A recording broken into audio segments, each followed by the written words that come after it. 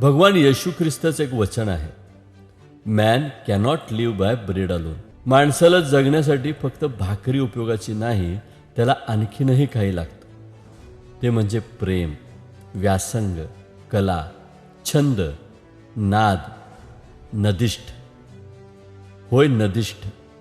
2019 साली प्रकाशित झालेली, आत्तापर्यंत 25व्या आवृत्तीपर्यंत पोचलेली, कन्नड, हिंदी, गुजराती भाषांमध्ये भाषांतरित झालेली राष्ट्रभाषा सन्मान पुरस्कार ह ना आपटे हा महाराष्ट्र शासनाचा पुरस्कार प्राप्त, बेळगावच्या राणी चन्नम्मा विद्यापीठात, मराठवाड्याच्या डॉक्टर बाबासाहेब आंबेडकर विद्यापीठात आणि कोल्हापूरच्या छत्रपती शिवाजी विद्यापीठात अभ्यासक्रमात समाविष्ट झालेली, अत्यंत कमी वेळेत लोकप्रिय झालेली, लोकांच्या अंतर्मनाला हलवणारी, निसर्गाकडे, नदीकडे बघण्याचा त्यांचा दृष्टिकोन बदलणारी एक हळवी, भावपूर्ण, नदीवरील काठोकाठ प्रेमाची, मायेची प्रेम कहाणी म्हणजे नदिष्ठ. होय, नदिष्ठ. माणूस नदीचा नादिष्ट आहे. तो तिच्या अखंड प्रेमात आहे. नदीला तो माय म्हणतो. त्याचा दिवस, त्याची रात्र, त्याची सकाळ, त्याची दुपार, त्याची सुख, त्याची दुःख, सगळं नदीला मायला अर्पण. इतकंच नव्हे तर सर्व पुरस्कार, सर्व सन्मान, सर्वांच्या शुभेच्छा, कौतुकाचा वर्षावही गोदामाईच्या चरणांशी अर्पण करणारा हा नदिष्ठ. नदीच्या नादात काय काय शिकला, काय काय बघितलं, काय काय अनुभवलं याचं आश्चर्य वाटतं. कारण एकीकडे डेस्टोव्हस्की, व्हॉल्टियर, जिम कॉर्बेट सारख्या पाश्चात्य लेखकांच्या लेखणीवर फिदा असणारा चाहता, समाजात वावरताना आपल्या नैतिक जबाबदाऱ्यांचं भान असणारा सजग नागरिक, ते ईश्वरानुभूतीचा अनुभव घेणारा आणि देणारा ऋषितुल्य कविमनाचा संवेदनशील निसर्गवेडा. नदीवर पोहायला जाण्याच्या निमित्तानं सुरू झालेला प्रवास, निसर्गाचं वाचन, त्याला समजून घेणं, मानवनिर्मित निसर्गावरील अत्याचार, निसर्गाची हानी आणि आता त्यावर आपण काय करायला हवं यावरील उपाय, इथंपर्यंत हा प्रवास आलेला आहे. कोरा कागद निळी शाई उतरवते. नदी म्हणजे विस्तारलेलं आईचं गर्भाशय. कविता, आई, नदी आणि स्त्री मला ईश्वराचीच रूपं वाटतात. त्यांना दुखावलं तर सारी कायनात दुःखी होईल. ही वाक्य त्या अस्तित्वाच्या, अनंताच्या परिस्पर्शाने उतरतात आणि साकार होतं एक उपनिषद, नदिष्ठ. आणि त्या उपनिषदकाराचं नाव आहे आदरणीय श्री मनोज बोरगावकर सर. शिवम आध्यात्मिक व सांस्कृतिक विकास प्रतिष्ठान आयोजित बलशाली युवा हृदय संमेलनात गोदामाईचे लेकरू, नदिष्ठकार आदरणीय श्री मनोज बोरगावकर सर यांचं मनपूर्वक स्वागत. जय हो, मंगल हो.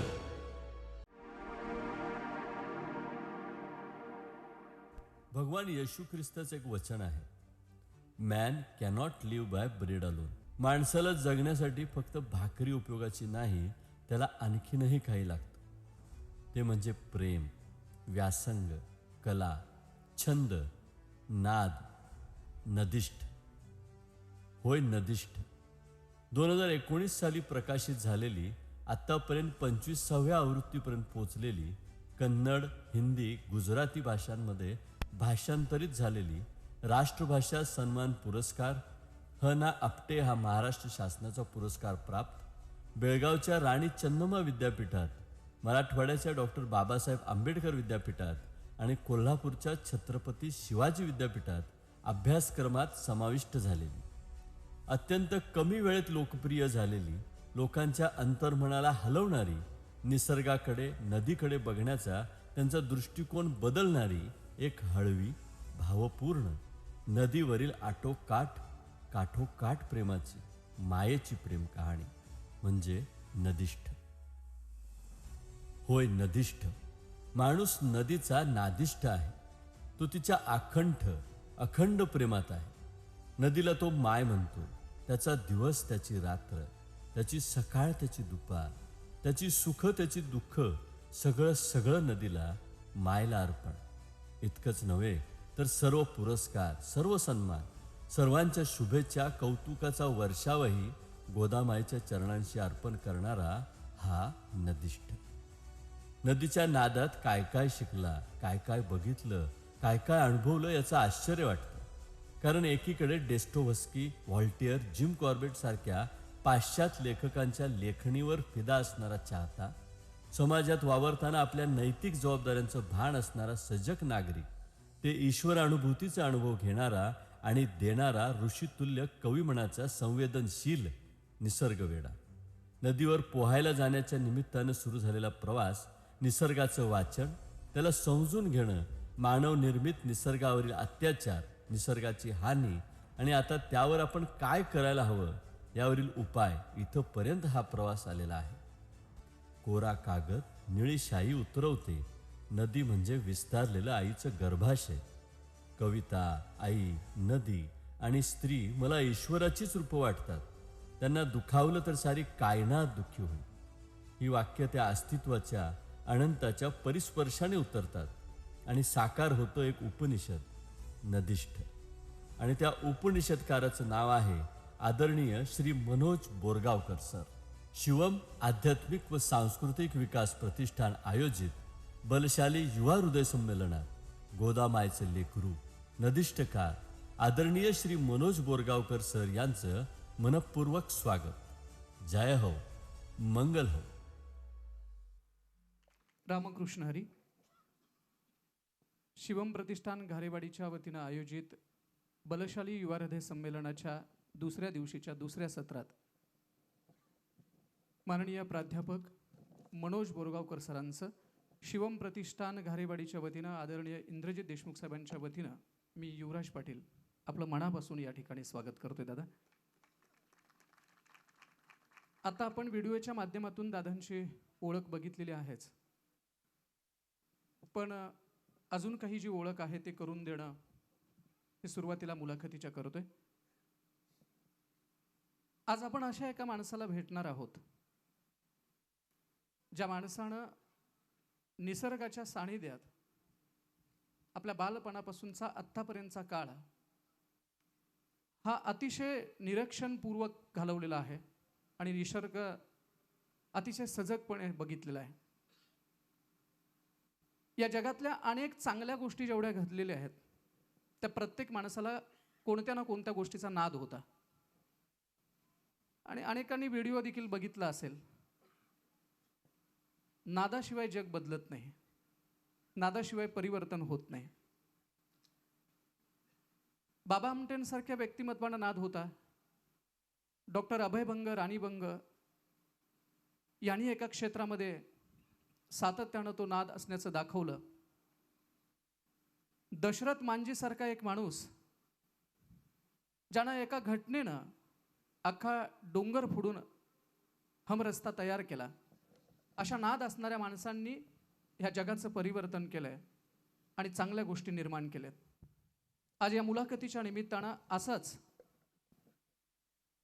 नदिष्ठ असणाऱ्या माणसाला आणि नदीचा नाद असणाऱ्या माणसाला, या नदीच्या नादातून जगण्याचं तत्वज्ञान मांडणाऱ्या माणसांना आपण भेटणार आहोत. माननीय मनोज बोरगावकर सर राज्यशास्त्राचे प्राध्यापक आहेत, पण राजकारणाशी कुठलाही संबंध नाही.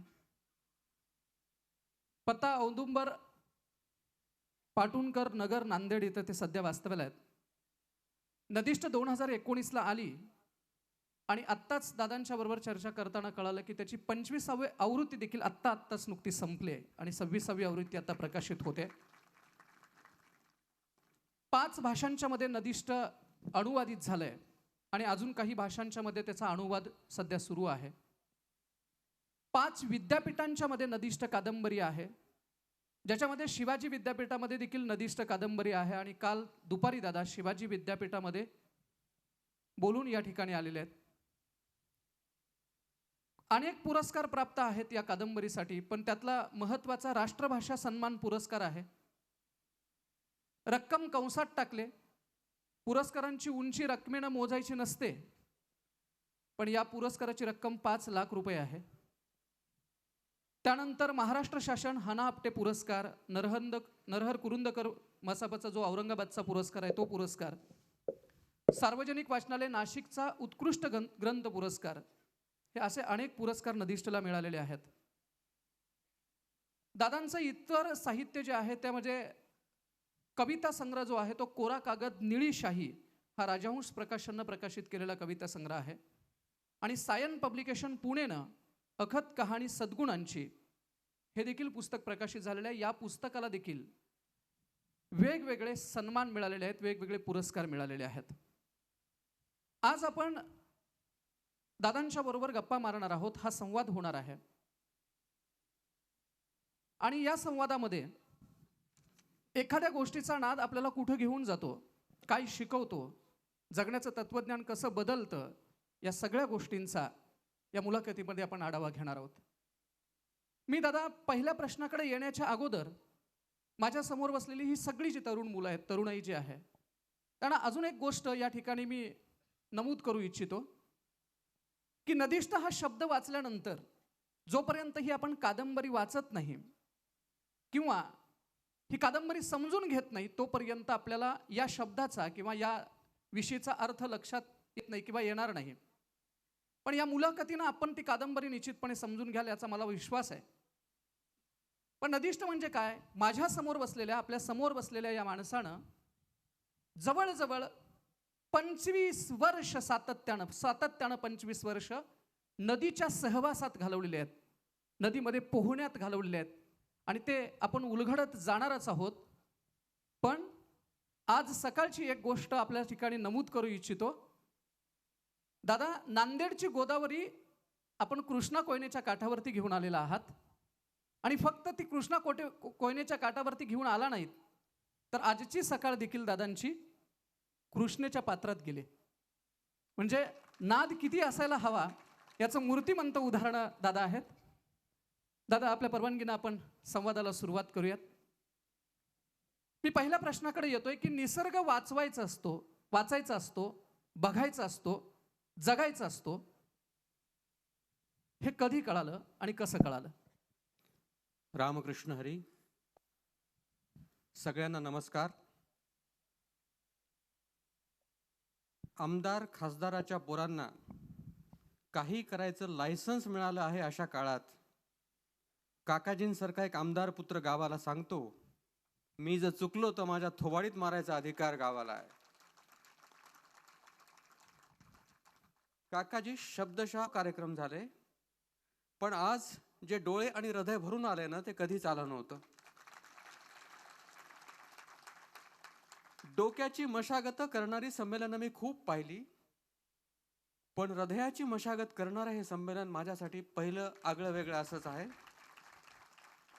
मित्रांनो, मी माझं हृदय जर आज काढून ठेवलं ना तर त्यातली घालमेल तुम्ही ऐकलीत तर मला वेगळं काही बोलायची गरज नाही अशी माझी मानसिक अवस्था झालेली आहे.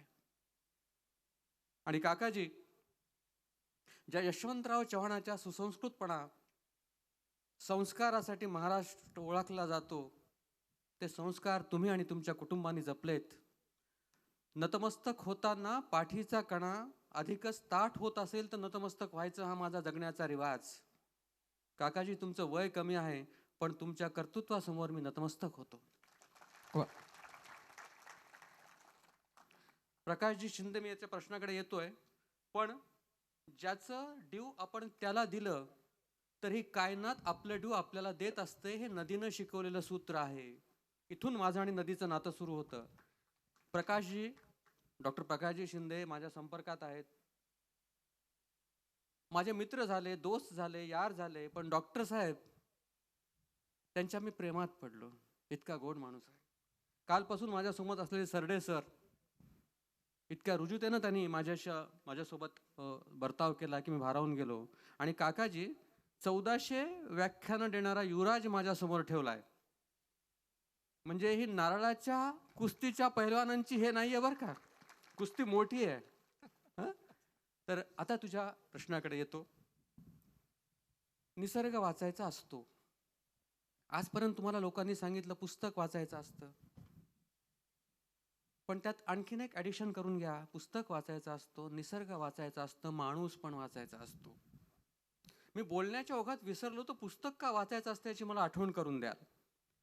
मित्रांनो, मी लहानपणी खेड्यात राहिलो, ग्रामीण भागामध्ये, आणि याचा मला कधीही न्यूनगंड वाटला नाही.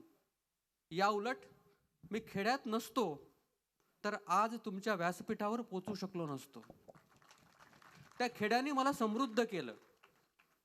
हुलबा नावाचा आमच्या पोराटोरांचा त्या खेड्यात एक म्होरक्या होता आणि त्यांनी मला पहिल्यांदा कॉन्शियसली सबकॉन्शियसली निसर्ग वाचायला शिकवलं. तो मधमाशाचं पोळं मोठं हुकमी उठवायचा. मधमाशाचं पोळं खेड्यातली ही अगदी सहजपणे दिसणारी घटना, पण हुलबा सांगायचा, मधमाशा नुसता मध गोळा करत नाहीत, मध गोळा बी करतात आणि हरीनं मांडून बी ठेवतात. त्यातली एक माशी जरी चुकली तरी सगळं मधमाशाचं पोळं खाली येतंय बघा. निसर्गातली सरळ साधी सोपी घटना, पण काय सांगते तुम्हाला, आपल्यापेक्षा कमी अवयव असलेल्या, आपल्यापेक्षा कमी बुद्धी असलेल्या मधमाशा जर शिस्तीनं वागतात तर तुम्हाला आम्हाला शिस्तीत न वागायला काय हरकत आहे? तुम्ही कधी जाईजुईचं फूल वेलीवरून पडताना पाहिलंय का? पाहिलं नसेल तर आवर्जून पहा. ते कसं स्वतःशी गिरक्या घेत सावकाश खाली पडतं, असं वाटावं की त्याला गुरुत्वाकर्षणाचे कुठलेच नियम लागू नाहीत की काय. पण ते फूल तुम्हाला काय सांगत असतं माहितीये? की अहम, इगोच्या ओझ्याने जड होऊ नका, धपकन खाली पडाल. हलके राहा, खाली पडलात तरी त्या पडण्याची इजा होणार नाही.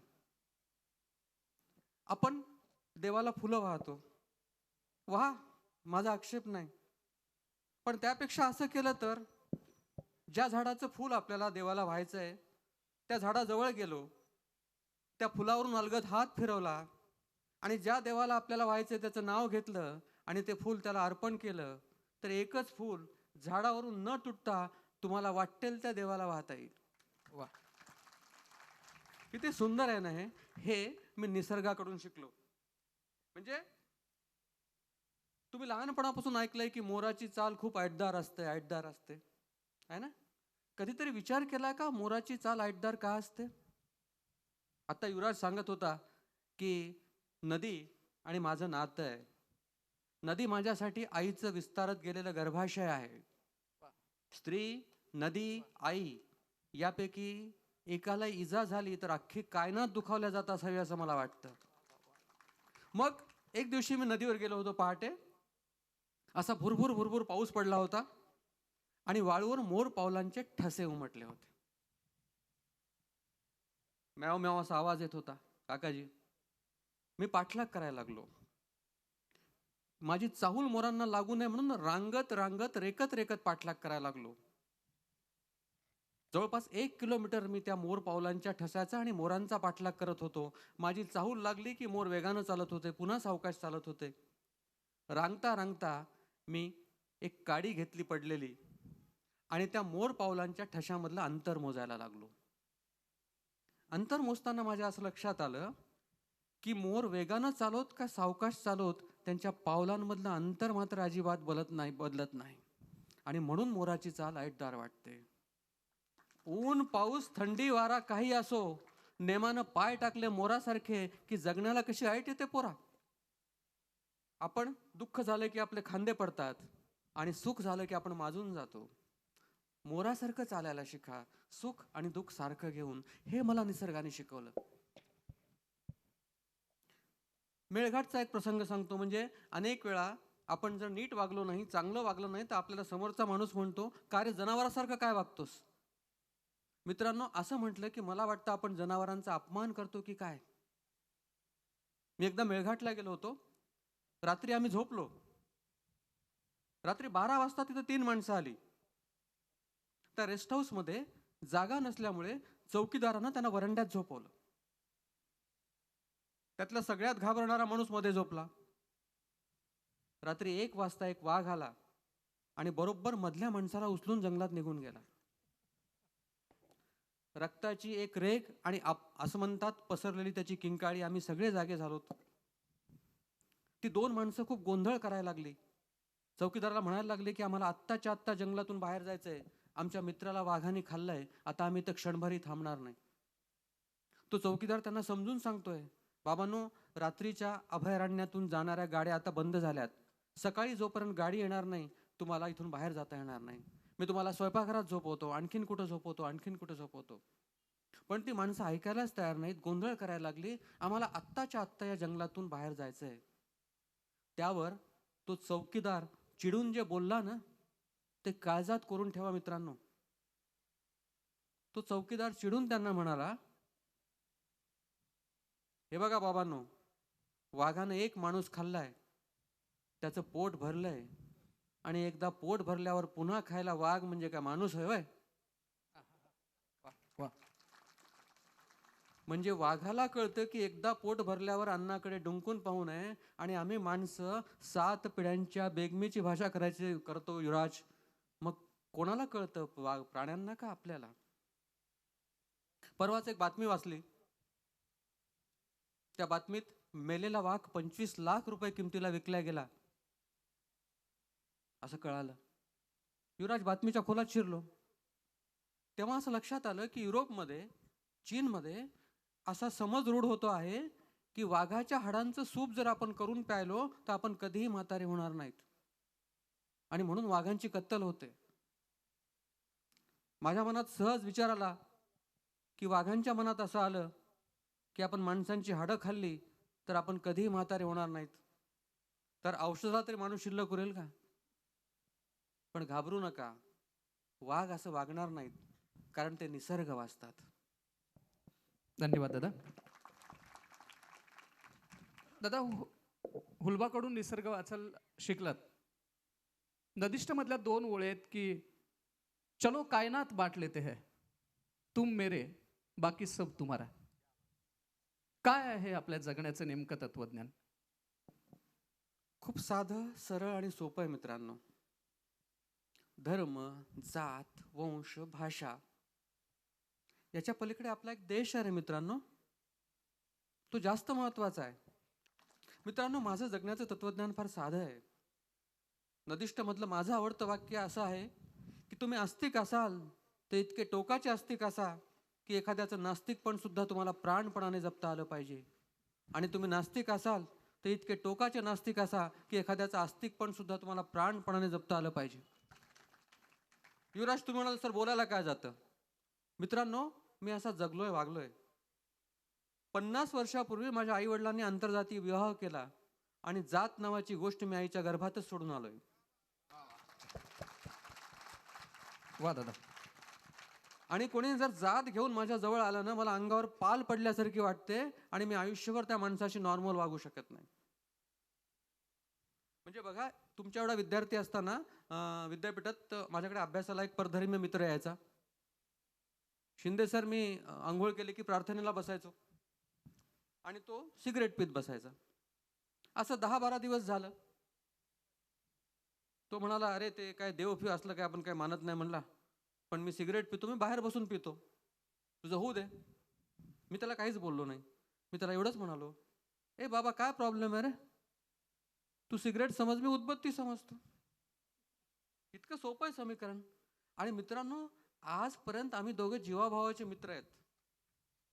धर्म हा दरार पाडण्यासाठी नाहीये, जात ही दरार पाडण्यासाठी नाहीये, माणसांना सांधण्यासाठी आहे. बरं चला, तुम्हाला तुमच्या जातीचा अभिमान आहे, असू द्या बापडा. ज्यात तुमचं कर्तृत्व काहीच नाहीये तरी तुम्हाला अभिमान आहे, असू द्या.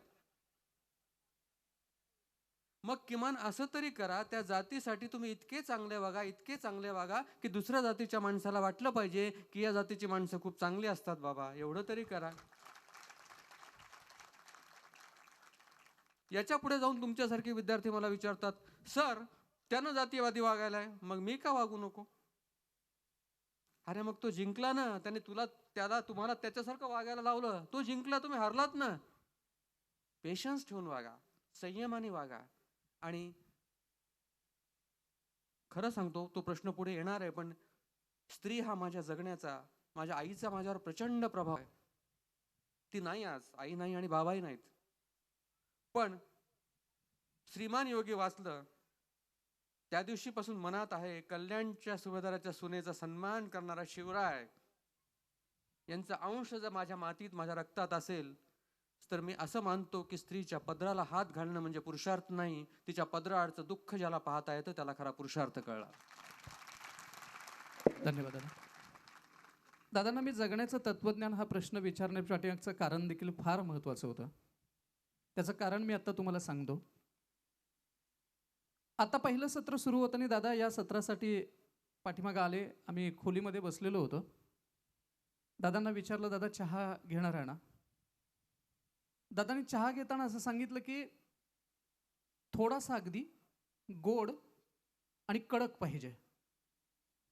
आणि पुढचं वाक्य असं होतं, कारण मला फक्त चहानंच किक बसते, दुसरं काही लागत नाही. 2 मिनिटं मी हसलो आणि तो चहा घेतल्यानंतर दादांनी दुसरी कृती कुठली केली असेल तर दादा खोलीमध्ये बसले नाहीत, बाहेर आले आणि आंब्याच्या झाडाचा मोहर शांतपणे बघत होते. आपला हात त्या आंब्याच्या झाडावरनं असा पाठीवरनं फिरवल्यासारखा फिरवत होते आणि त्या आंब्याच्या झाडामध्ये फिरत होते. ते खोलीमध्ये बसले नाहीत. दादा लहानपणी जाईजुईचं, मोराचं हे सगळं जगणं, हे सगळं निरीक्षण आपल्या वाट्याला आलं. हुलबानं आपलं बोट धरलं आणि आपल्याला या निसर्गाच्या सानिध्यात आणलं. हुलबाचं बोट धरून आपण जिम कार्बेटच्या जंगलापर्यंत येऊन पोहोचलात. काय होतं हे जंगल?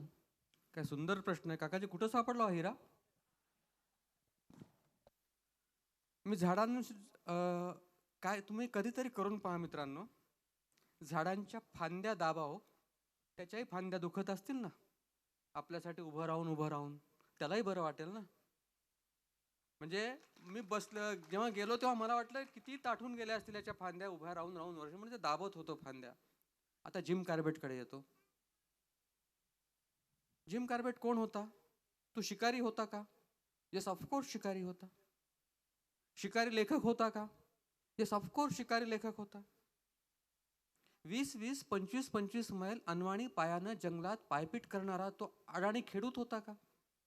येस, ऑफकोर्स होता. पण त्याहीपेक्षा जास्त प्राण्यांची, पक्ष्याची, वाघाची, झाडांची, वेलींची भाषा समजून घेणारा तो सच्चा आदिवासी होता. हुलबानी माझं सोडलेलं बोट मी जिम कार्बेट वाचायला लागलो, त्यांनी पकडलं. जिम कार्बेटचा एक कुत्रा होता, रॉबिन नावाचा. रॉबिन हा मान हलवतो, याने वाचलंय बहुतेक. आणि अनेक जिकिरीच्या प्रसंगात, अनेक जीवघेण्या शिकारीत या रॉबिनने जिम कार्बेटला मदत केलेली असते. फक्त एकदा आणि एकदाच नरभक्षक वाघ समोर आला असताना हा रॉबिन पळून जातो घाबरून आणि झुडपाट दडून बसतो. ती सगळी झटापट संपल्यानंतर तो बाहेर येतो. जिमच्या पायांची पापी घ्यायला लागतो. जिम कार्बेट त्याला उचलून घेतो. पुन्हा तो ऊ करत त्याच्या गालाची पापी घेतो. म्हणजे त्याच्या पद्धतीनं तो माफी मागतो की बाबा मी पळून गेलो वगैरे वगैरे. जिम कार्बेट त्याला म्हणतो, रॉबिन, आजपर्यंत अनेक जिकिरीच्या प्रसंगात तू मला मदत केली आहेस. आज पहिल्यांदाच तू पळून गेलास. पण लक्षात ठेव, जिकिरीच्या प्रसंगात, जीवावरच्या प्रसंगात तू पळून गेलास हे तूही कोणाला सांगायचं नाही आणि मी पण कोणाला सांगणार नाही. आणि जिम कार्बेट लिहून ठेवतात, बाबांनो, रॉबिन आता म्हातारा झालाय, मरणासन्न झालाय, माझ्या पायाशी बसलाय आणि तो एकदा पळून गेला होता ही गोष्ट तुम्हाला सांगण्याचं ना हरकत प्रमाणपत्र, नो ऑब्जेक्शन सर्टिफिकेट मी रॉबिन कडून घेतलंय. प्राण्यांकडून ना हरकत प्रमाणपत्र घ्यायचं असतं. कधीतरी विचार केलाय का आपण? हाड आणि मार भूबोला याच्याशिवाय आपण काही शिकवलंय का लेकरांना? हा जिम कार्बेट, काकाजी आपण म्हणतो काहीच बदललं नाही हो. हा द्वेष तेव्हाही होता, आजही आहे. हजारो लोकांचे जीव वाचवणारा प्राण. असा काळ होता दहशतीचा, नरभक्षक वाघांचा, की सैनिक सुद्धा एकटा जायला घाबरत असे. अशा काळात अनेक नरभक्षक वाघाच्या जिम कार्बेटनं शिकारी केल्या, आपल्या भारतावर प्रेम केलं आणि 1947च्या सुमारास तो हा देश सोडून केनियात स्थायिक व्हायला निघून गेला. का गेला माहिती? त्याने आपल्या मित्राला पत्र लिहिलं, बाबा रे, भारताला स्वातंत्र्य मिळतं आहे आणि ब्रिटिशाविषयींचा तिरस्कार, द्वेष, राग हा पराकोटीला पोचलेला आहे. परिस्थिती अशी दिसते की मी मेल्यानंतर माझ्यावर माती लोटायला सुद्धा कुठे येणार नाही, कोणी येणार नाही. म्हणून मी अत्यंत दुःखाने हा देश सोडून केनियात स्थायिक व्हायला जातोय. कधी सुटणार आहे आपला हा द्वेष, आपले विकार? माणसाला आपल्याला माणूस म्हणून बघताच येणार नाही का? म्हणजे लहानपणी मी तुम्हाला म्हणालो की माणूस वाचायचा असतो. माझ्या गावाच्या शेजारी डोंगर होता आणि त्या डोंगरावर दरोडेखोर राहतात असं लोक म्हणायचे. मी फार खोडकर होतो. मला वाटलं दरोडेखोर कसे असतात आपण पाहायला जावं. म्हणून गच्चीवर गेलो. युवराज, पतंगाची चरखी पतंगासहित सोडून दिली आणि पतंग गेलाय म्हणून पळत पळत पळत डोंगराच्या त्या कोपऱ्यापर्यंत गेलो. तर खरोखरच तिथं 4 माणसं चुलीवर अन्न शिजवत बसली होती आणि त्यांच्या बोलण्यामध्ये त्या पाटलाच्या वाड्यात इथून रस्ता आहे, तिथून रस्ता आहे वगैरे असे सांकेतिक शब्द होते. माझ्या लक्षात आले की दरोडेखोर आहेत. त्या म्होरक्यांनी मला पाहिलं, मला जवळ बोलवलं. मी लटलटा कापायला लागलो. त्यांनी मला भाकरी आणि ते काय जे होतं ते खायला लावलं आणि त्याच्या सहकाऱ्यांना सांगितलं, लेकरू रस्ता चुकलाय वाटतं, त्याला गावापर्यंत सोडून ये. दरोडेखोरांच्या मनामध्ये असा माणूस असतो. मग दस्तोवस्की भेटला. I can't and shall not believe that evil is man's basic instinct. Dostoevsky नंतर भेटला, पण त्या दरोडेखोरांनी मला सांगितलं की माणसं वाईट असू शकत नाहीत. परिस्थिती सभोवार त्याला वाईट करत असते. म्हणून त्या परिस्थिती सभोवाराला झुगारून द्या आणि तुमच्यातलं माणूस पण तेजाळत ठेवा. दादा थोडासा उपप्रश्न असा आहे, तुकोबा याच वेळेस आला? हम्म. तुकारामाची माझी भेट फार सुंदर पद्धतीनं झाली. आम्ही गावी नाटक खेळायचो. गावी नाटक खेळतात काकाजी. नाटक करायची सवय इकडे शहराकडे आल्यावरच झाली. आणि नाटकाचं नाव होतं अति तितमाती आणि माझ्याकडे राजाची भूमिका आली. नको त्या भूमिका मला लहानपणापासून मिळत गेला. आणि आम्ही सगळी पोरं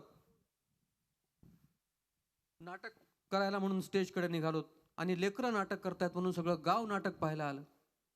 आम्ही नाटकाच्या स्टेजकडे निघालो की या हुलबा नावाच्या पात्राला इंगळी चावली, इंगळी डसली. आणि तो तर होता राजाच्या बाजूला उभा राहणार, चोपदार, बादब वगैरे म्हणणारा. हुलबा क्या क्या करुडायला लागला. आता आमच्या नाटकाचा सगळा फियास्को होणार. तेवढ्यात त्या गर्दीतून हुलबाचा आजोबा असा समोर आला. माळकरी होता. त्याने स्वतःशीच गिरकी घेतली. हे हुलबा, काही होत नाही. तुकोबा माऊली देते झाडावनी सावली. तुकोबा महाराजांचं नाव घेऊन नाटकात उभा राहा, काही बी होणार आहे म्हणला. आणि इंगळी डसलेला तो हुलबा 25 मिनिट भालदाराच्या भूमिकेत नाटकात उभा होता. तुकाराम मला असा साक्षात पहिल्यांदा तिथं भेटला. धन्यवाद दादा. आम्हालाही रात्री तुकोबा भेटले होते. आम्ही सगळ्यांनी ते अनुभवलेले आहेत. या व्यासपीठावर रात्री तुकोबा उतरले होते. दादा अजून एक अशी गोष्ट की आपण बाबांचाही उल्लेख केलात आणि गावाचाही उल्लेख करता आहात. तर या गावानं आपल्याला भरपूर काही दिलंय. त्याच्यातल्या काही आठवणी असतील, म्हणजे तिथली काही वास्तू आहेत, ऐतिहासिक स्थळं त्या तिथली असतील आणि याने आपल्याला आपल्या जगण्याच्या तत्वज्ञानात जी भर पडली त्या भरीनं काही मदत केली का, किंवा काही त्याच्याविषयीच्या आठवणी काही आहेत का गावातल्या? मी तुम्हाला सांगितलं, मी 4थीपर्यंत खेड्यातल्या शाळेत शिकलो, जिथं फक्त 4थीपर्यंत शाळा होती. आणि तिथं गुरुजी होते. त्यांनी आम्हाला इतिहास शिकवला. शिवाजी महाराजांची पहिली ओळख त्यांनीच करून दिली. ते एक प्रसंग सांगायचे, तुम्हाला शेअर करावा असं वाटतोय मला, की पन्हाळगडावर महाराज अडकले होते. सिद्धी जोहारचा पहारा फार मजबूत होता. साक्षात जिजाऊ आईसाहेब सुद्धा निघाल्या होत्या. नेताजी पालकर अयशस्वी झाले होते आणि पावसाळा जवळ येत होता. शिवा न्हावी महाराजांची दाढी करायला आला आणि महाराजांच्या डोक्यात एक कल्पना चमकून गेली की शिवा न्हावी आपल्यासारखा दिसतो. आणि ती कल्पना त्यांच्या डोक्यात तरळली. त्यांनी शिवाला सांगितलं, शिवा, तुझ्यावर एक जबाबदारी सोपवतोय. उद्या मी हा सिद्धी जोहारचा पहारा तोडावा म्हणतोय. एक पालखी या पन्हाळगडावरून सोंगातल्या शिवाजीची म्हणजे तुझी जाईल आणि दुसरी पालखी माझी जाईल. तुझी पालखी पकडल्या जाईल, तेवढे 3-4 घंटे मला मिळतील. मी विशाळगडापर्यंत पोचेल आणि मी शत्रूच्या ह्याच्यातून सुटेल. शिवा म्हणाला, महाराज आता इरादा बदलू नका, जीवाचं सोनं होईल. गुरुजी शिकवायचे, आम्हाला सांगायचे. आणि ठरल्याप्रमाणे जेव्हा महाराजांनी आपल्या गळ्यातली कवड्याची माळ त्याच्या गळ्यात घातली ना, तेव्हा म्हणतात महाराज सुद्धा धाय मोकळून रडले हो. काय ते नेते, काय त्या निष्ठा, आणि आजचे नेते आणि आजच्या निष्ठा. सकाळी बाहेर गेलेला आपला नवरा कोणत्या पक्षात आहे संध्याकाळी बायकोलाही माहित नसतं. सोंग आहे सगळं, सोंग. आणि ते सोंग आपण उघड्या डोळ्याने तमाशा पाहतो आहेत. उद्या हा विद्यार्थी, शिममचा विद्यार्थी, मी अपेक्षा करतो विधानसभेत असेल, संसदेत असेल, आणि कोण्या बोरगावकराला एखाद्या नेत्याविषयी असं बोलायची वेळ येणार नाही. मग ठरल्याप्रमाणे शिवा न्हाव्याची पालखी पकडली जाते. सिद्धी जोहार समोर त्याला आणल्या जातं. गुरुजी सांगतात बरं काय सगळं. आणि सिद्धी जोहार आपल्या दाढीवर हात फिरवत त्याला म्हणतो, क्यों राजे भागना चाहते थे क्या? पण हा सिद्धी जोहारचा पहारा आहे, अफजल खानाचा नाही. शिवा न्हावी महाराजांचं सोंग घेतला म्हणतो, हाँ कोशिश कर रहे थे. तेवढ्यात मद्याचे प्याले येतात. परीक्षा. शिवा न्हाव्यासमोर ते प्याले ठेवले जातात. ते म्हणतात, हम मद्यप्राशन नाही करते. याची खात्री पटते की हे महाराज नाहीत. तेवढ्यात अफजल खानाचा मुलगा फाजल खान तिथे येतो आणि दगा दगा दगा म्हणतो, हा शिवाजी नाही, हा तर सोंगातला शिवाजी आहे. शिवाजी तर कधीच विशाळगडाकडे रवाना झालेत. सिद्धी जोहारची तळपायाची आग मस्तकाला जाते. तो आपली कट्यार काढतो. गुरुजी मला समोर उभे करायचे आणि कट्यार खुपसल्याचे ऍक्शन करायचे. मी खाली पडायचो. ए थांब थांब, तू सोंगातला झाला तरी शिवाजी आहे, शत्रू समोर पालथं पडायचं नाही.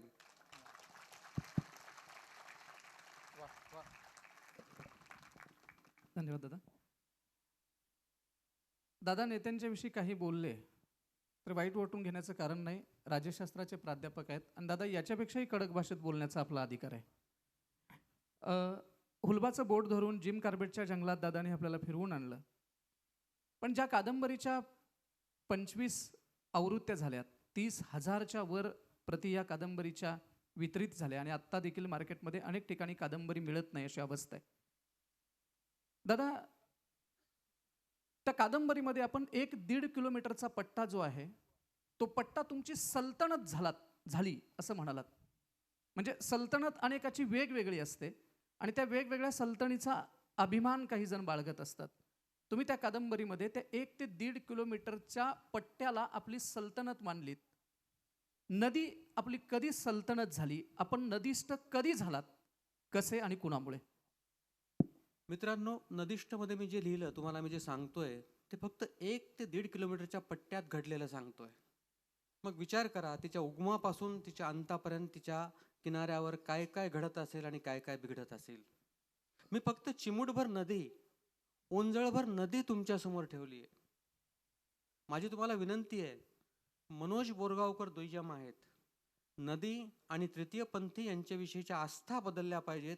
या एकाच ध्यासानं मी हे पुस्तक लिहिलं आणि तुम्ही प्रत्येकाने, इथं आलेल्या प्रत्येक मुलांनी हे पुस्तक वाचावं. मला त्याच्यापासून काहीही फायदा नाही आहे, पण तुम्ही ते पुस्तक वाचलं तर नदी वाहत राहील आणि नदी वाहत राहील तर पुढच्या पिढ्या वाहत राहतील. म्हणून मी युवराज जवळ आणखी कोणाजवळ एक नंबर देऊन जातो. ती मुलगी तुम्हाला घरपोच काय ते तिचा चार्ज घेऊन ते पुस्तक पोचवेल. ते पुस्तक जरूर वाचा. आणि मला नदी ही लिव्हिंग ऑर्गॅनिझम आहे शिंदे सर, जिती जागती आहे, हे पहिल्यांदा दादारावनी शिकवलं. दादाराव माझे पोहण्याचे उस्ताद. त्यांनी मला नदीत कसं पोहायचं असतं, पुरात कसं पोहायचं असतं, नदीला ऐकायचं असतं, नदी बोलत असते, हे पहिल्यांदा सांगणारा माणूस दादाराव. आयुष्यातले 70 वर्ष ते न चुकता नदीवर यायचे. ते नदीला माय म्हणायचे, आई म्हणायचे. आणि एक दिवस मला असं वाटलं कोजागिरीच्या रात्री की गच्चीवर बसून चांदणं पाण्यापेक्षा, सरडे सर, नदीत चांदणं कसं उतरतं पाहावं. 11:30 वाजता आमच्याकडे काळेश्वरचा एक डॅम आहे. त्या काळात तो अनेक मृत्यूच्या कहाण्या घेऊन व्हायचा. एका शिवरात्रीला तर 6 मुलं वाहून गेली होती तिथं. मी तिथं गेलो. मंदिराच्या मागे माझी मोटरसायकल लावली, कोणी पाहू नये, कोणाच्या लक्षात येऊ नये म्हणून. त्यावेळी तिथं मासे पण पकडत नव्हते, त्यामुळे ते हातभर झाले होते मासे. नदीत उतरलो, पोहत पोहत पोहत नदीच्या मधोमध गेलो. ते मासे असे माझ्या छातीला लागत होते. आणि मधोमध गेल्यानंतर मी असा उताणा पडलो. काय सांगू मित्रांनो तुम्हाला, अलौकिक, अद्भुत, अविश्वसनीय हे शब्द कमी पडावेत असं ते दृश्य होतं. माझ्या खाली नदी अंथरलेली आणि वरतून चांदण्याचा शुभ्र धवल प्रकाश माझ्या अंगावर पडतो आहे. मला समजत नव्हतं नेमकं ते शुभ्र धवल पाक पवित्र चांदणे पिऊन नदी आपली युगानयुगाची पाप धुते आहे का, जी आपणच तिच्यात बुडवलीत, का नदी ते शुभ्र धवल चांदणं पिऊन ते चांदणं नदी पिऊन आपलं युगानुयुगाची तहान भागवते. मला काहीच कळत नव्हतं. काकाजी, त्या दिवशी मला पहिल्यांदा असं उमजलं की आपणच नदीत उतरत नाही तर कधी कधी नदी पण आपल्यात उतरलेली असते. अलौकिक, अद्भुत, अविश्वसनीय. पण मित्रांनो, आपली अवकात, आपलं दामन फार छोटं असतं. हे अलौकिक आपल्याला फार काळ आपण त्यात रमू शकत नाही. आपण थोड्या वेळात बाहेर फेकल्या जातो. आणि मी त्या अलौकिकातून बाहेर फेकल्या गेलो 3-4 मिनिटांनी. आणि मला इमरोजच्या ओळी आठवल्या. काळजात कोरून ठेवा या ओळी. इमरोज कोण होता हे आपण कधीतरी पुन्हा बोलूया. फार मोठा चित्रकार होता, कवी होता. त्या ओळी मला आठवल्या पाण्यामध्ये. गंगा जिस्म धोती है सोच नहीं, गंगा जिस्म धोती है सोच नहीं, पाप सोच करती है जिस्म नहीं. आणि मी आपल्या लौकिकात आलो आणि माझ्या डोक्यात एकच चालायला लागलं की आता जेव्हा केव्हा दादाराव भेटतील त्यांना सांगावं त्यांच्या भाषेत, दादाराव मला काय मामुली समजावलं का तुम्ही? म्या कोजागिरीच्या रात्री 11:30 वाजता काळेश्वरचा डॅम पोहून पार केला. हा उगं ना. आणि त्यांची शाबासकी घ्यावी, कौतुकाची थाप पाठीवर घ्यावी आणि त्यांना म्हणावं, युवराज की आता मी तुमचा शागिर्द झालो. 2 दिवसांनी दादाराव मला भेटले. मी उचंबळून आलो, जसं काकाजींना पाहिल्यावर आता उचंबळून आलो तर माझे डोळे भरून आले होते हो. त्यांना म्हणालो, दादाराव म्या कोजागिरीला काळेश्वरचा डॅम पोहून पार केलाय. त्यांच्याकडे पाहिलं, मला मिठी मारतील, कौतुकाचे शब्द त्यांच्या तोंडावर येतील. त्यांच्या तोंडात एकच वाक्य आलं, बाबा रे, रात्रीच्या नदीत उतरायचं नसतं, नदी झोपलेली राहते. वा वा वा. मित्रांनो, काही वाक्य इन द लाईन वाचायची असतात, काही वाक्य इन बिटवीन द लाईन वाचायची असतात, तर काही वाक्य बियॉन्ड द लाईन वाचायची असतात. दादारावांचं हे वाक्य बियॉन्ड द लाईन वाचायचं होतं की रात्रीच्या नदी झोपलेली असते. याचा अर्थ रात्रीच्या वेळी नदीतले जीव जंतू झोपलेले असतात, त्यांची भावसमाधी मोडण्याचा अधिकार तुला नाही. या अर्थानं नदी जिवंत असते, जिती जागती असते. आणि म्हणून पूर्ण नदिष्टमध्ये नदीला मी नायिका केलेला आहे. अगदी ह्या सगळ्या गोष्टी नदिष्टमध्ये नाहीत, कारण या सगळ्या गोष्टी जर मी दिल्या असता तर तुम्हाला नायक मी वाटलो असतो. नायक मी नाहीये, नायक माझी गोदामाई आहे. आणि आत्ताच त्यांनी सांगितलं युवराजनी, सकाळी माझ्या तोंडातून सरडे सरांनी नकळतपणे ते व्हिडिओ काढला. मी काय म्हणालो कृष्णामाईला, माई माझ्या गोदामाईचा सांगावा घेऊन आलोय, बहिणी बहिणी सुखात राहा आणि सभोवाराला सुखात ठेवा. दादाराव नसते तर नदीला मी जिती जागती जिवंत मानलं नसतं. मित्रांनो, आणखीन एक गोष्ट, मी प्राध्यापक आहे. बेल वाजल्याशिवाय थांबायचं नाही किंवा हातातल्या नोट्स संपल्याशिवाय थांबायचं नाही, हे प्राध्यापकांची पद्धत असते. तसं काही वाटलं तर 3 टाळ्या वाजवा, मी थांबतो. दादारावांच्याकडनं दादा नदीस्थ झाले, नदीत उतरले, नदीत रमले. नदी लिव्हिंग ऑर्गॅनिझम दादांना वाटली. नदीस्थ वाचत असताना पुराच्या पाण्यात कसं पोहायचं असतं हे दादारावांनी दादांना सांगितलेलं होतं. म्हणजे मला फार गमतीशीर गोष्ट वाटली. आणि एखादा शिक्षक कसा असावा, कसं शिकवावं, याचं ते आदर्श उदाहरण आहे. म्हणजे पुराच्या पाण्यामध्ये जर उडी टाकली तर पाण्यामुळं आपण जिथं उडी टाकले तिथून समोरच्या काठापर्यंत जाणं कठीण असतं. त्यामुळं पुराच्या पाण्यात पोहताना तुम्हाला जर त्या कोपऱ्यात जायचं असेल तर इकडून 1 किलोमीटर अगोदर वरती चालत जायचं आणि तिथं उडी टाकायची. पोहत पोहत पोहत पोहत तिरकं तिकडं येता येतं. हे दादारावांनी दादांना सांगितलं. आणि मग या काठापासून त्या काठापर्यंतचा दररोजचा हा प्रवास सुरू झाला. दादा नदीष्ट झाले, नदीष्ट झाले आणि या नदीष्ट वाचत असताना जी सगळी पात्र आहेत ती सगळी पात्र आपल्या समोर फेर धरून नाचायला लागतात. म्हणजे कालू भैया, त्याच्यानंतर भिकाजी, त्याच्यानंतर सकिनाबी, दादाराव, प्रसाद, आणि त्याच्यातलं सगळ्यात महत्वाचं जर पात्र कोण आहे तर त्याच्यात बामणवाडकर नावाचं पात्र आहे. म्हणजे एखादी घटना घडल्यानंतर जर संवेदनशील मन आपल्याकडे नसेल तर त्या घटनेला कुठलाही अर्थ राहत नाही किंवा घटनेनंतर काहीही घडत नाही. पण संवेदनशील कसं असावं, बामणवाडकर वाचल्यानंतर आपल्या संवेदना जाग्या होतात. मी दादांना विनंती करतो की बामणवाडकर आणि त्यांची संवेदनशीलता काय जाणवली होती आपल्याला आणि कशी? फार सुंदर बोललास. बामणवाड हा झिंगाभोई बामणवाड त्याचं नाव.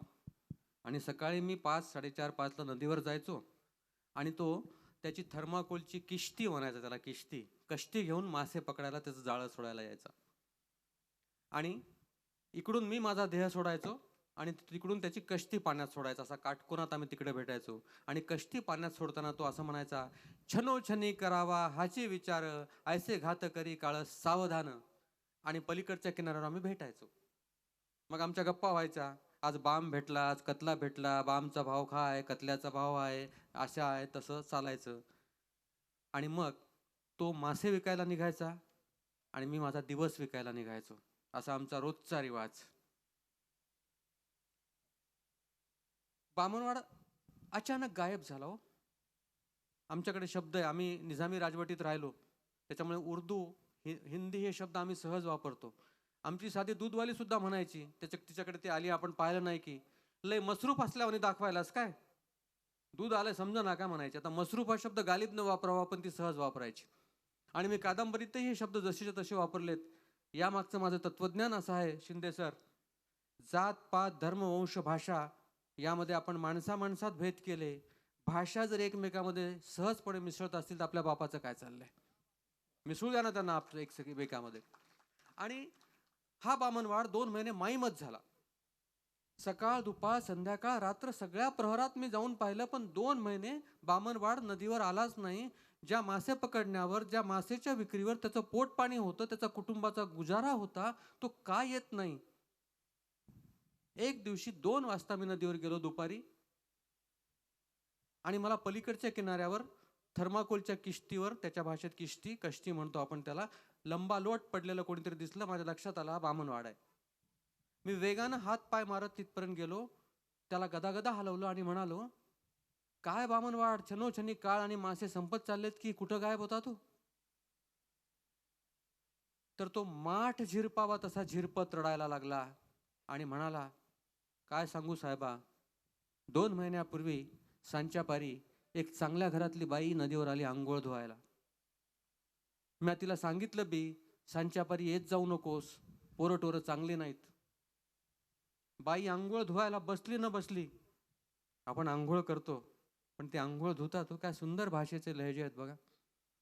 बाई आंघोळ धुवायला बसली न बसली की बेश्रमातून 4 पोरं आले की हो, बाईला ओढलं की बेश्रमात. म्या बी जीवाच्या भीतीनं गपगार बसलो.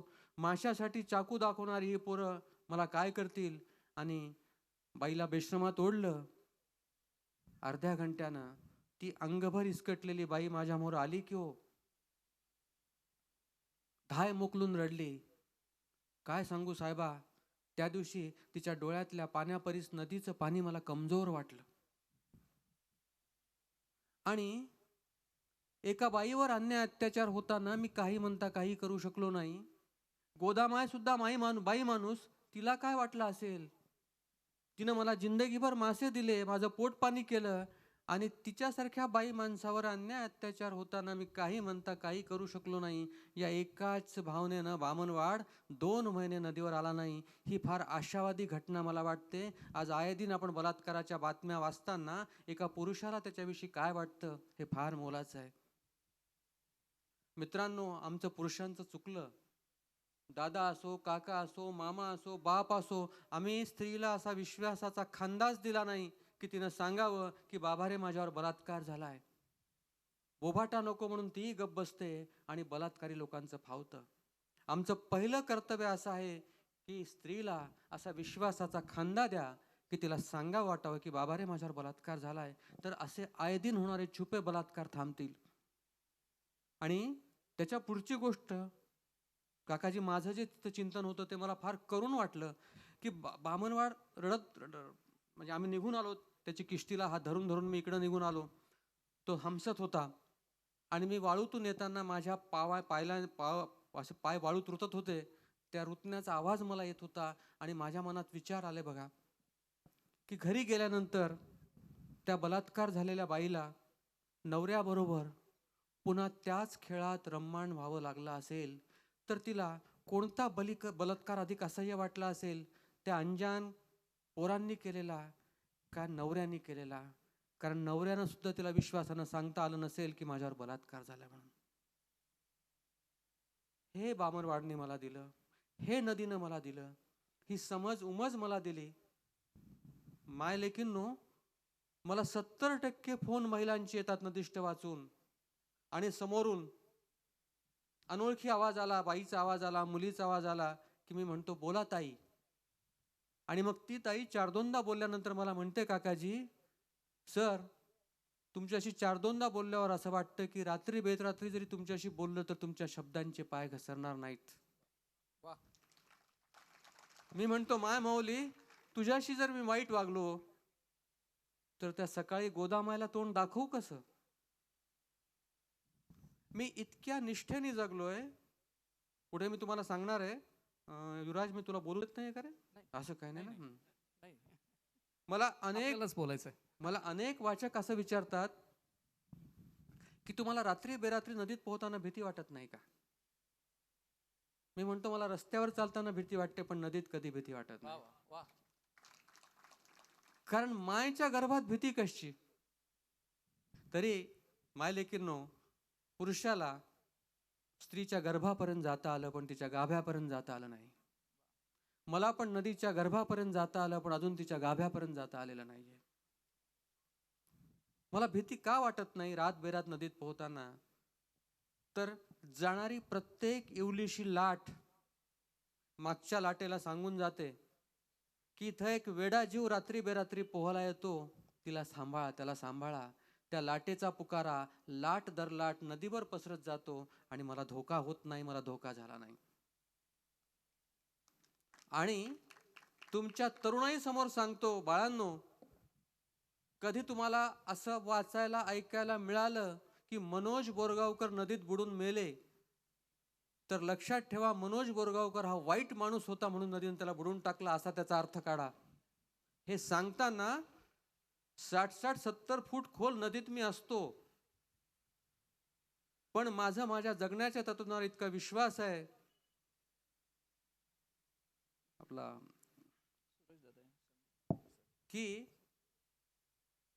मी वाईट वागणार नाही आणि नदी मला बुडवणार नाही. धन्यवाद. दादा असं म्हणाले की 60-70 फूट नदीच्या खोलमध्ये मी पोहतो.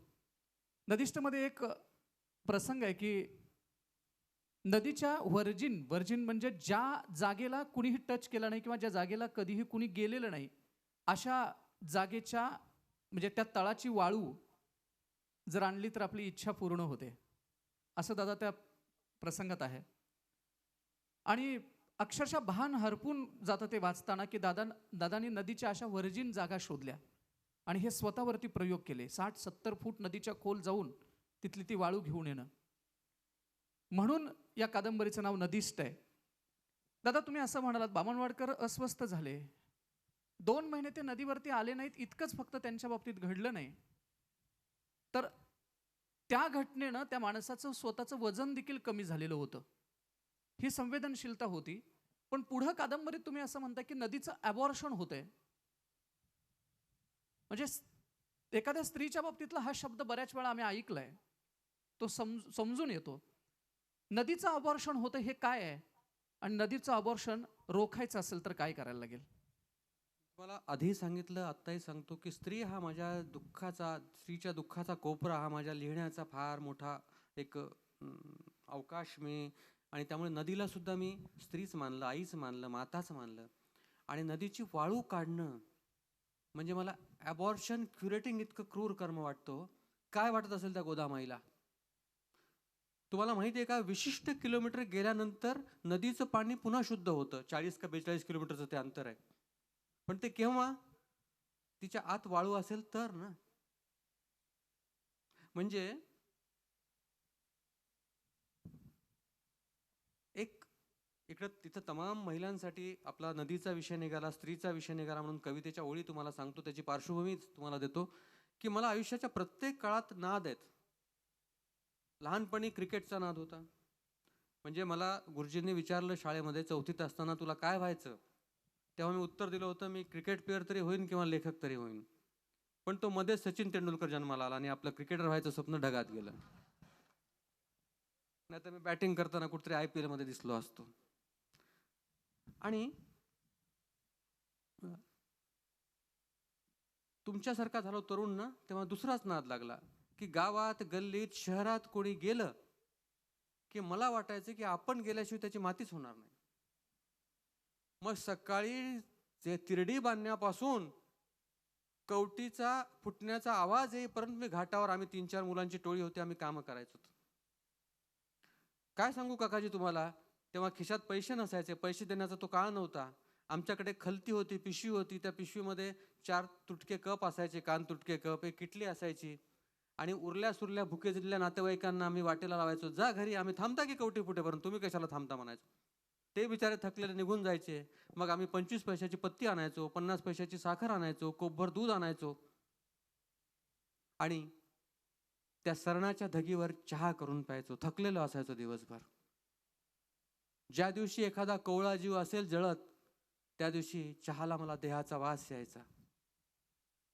एखाद्या माणसाच्या त्याचा आकार पाहून मला लोक विचारायचे, मनोज याला किती लाकडं लागतील रे, याला किती लाकडं लागतील रे.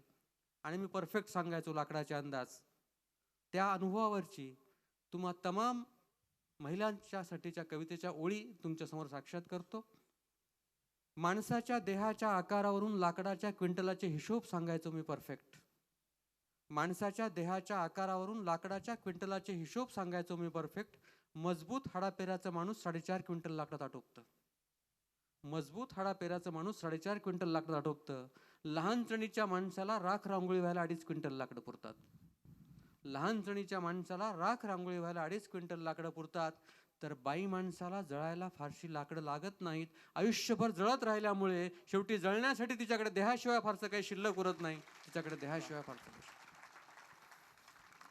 दादा, नदी, स्त्री आणि याच्याविषयीची संवेदनशीलता एकूणच म्हणजे कविता संग्रह जो आहे त्या कविता संग्रहाच्या मध्येही ही आलेली दिसते. त्याच्यानंतर आईच्या बाबतीतली देखील एक कविता संग्रहामध्ये आलेली आहे.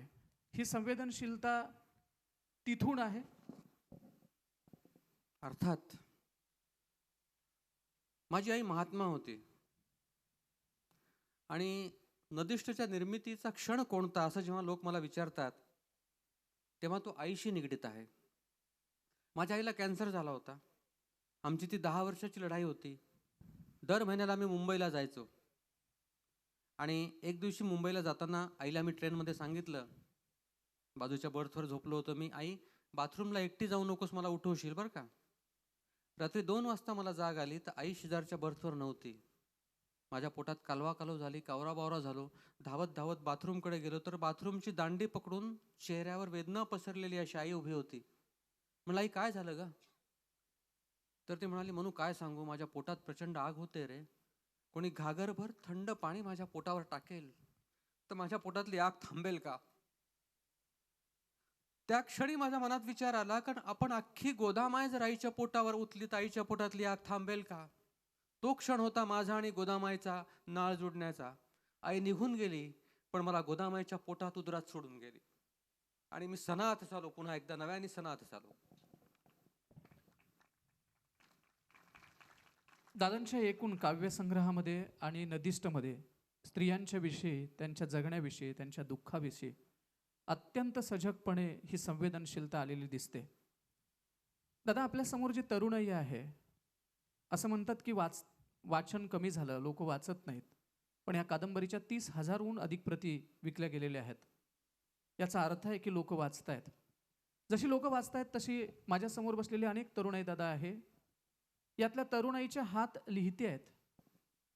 बऱ्याच वेळा ते कागदावरती शब्द लिहिले जात नसतील. आज माध्यमांच्या मुळं ब्लॉग असेल किंवा वेगवेगळ्या प्लॅटफॉर्मवरती हे लिहिणं होतंय. माझा नदीष्टच्या बाबतीतला असा एक प्रश्न आहे की आपण नदीष्ट जगलात म्हणजे 60 फूट खोल जाऊन ती वाळू काढण्यापासून रात्री 11:30 वाजता नदीमध्ये उतरण्यापर्यंत कल्पनेच्या जोरावरती एखादी कादंबरी किंवा कथा फक्त कल्पनेच्या जोरावरती लिहिता येते का? नव्या लिहिणाऱ्या हातांना आपण काय सांगाल? मित्रा, मी तुला थोडंसं करेक्ट करतो. 60 फूट खोल पाण्यात नाही, 6-7-8 फूट खोल पाण्यातली ती वाळू मी काढली. कसं होतं माहिती जी आहे दादा. का काकाजी, लोक आता इतक्या ह्याच्याने पाहतात की हा कुठं चुकतो आणि काय सापडतो. जसं अपार प्रेम मिळालं तसे असूया पण खूप मिळाली मित्रांनो, खूप असूया. म्हणजे आपल्याला असूया मिळाली की आपण समजायचं की आपण चांगलं काम करतो आहोत, खूप चांगलं चाललंय आपलं. मित्रांनो, अनुभवाला धडका मारा, सामोरं जा, त्याला घाबरू नका. मी पालकांना नेहमी सांगतो, बच्चों के छोटे हाथों को चांद सितारे छूने दो, 4 किताबें पढ़कर भी वो हम जैसे हो जाएंगे.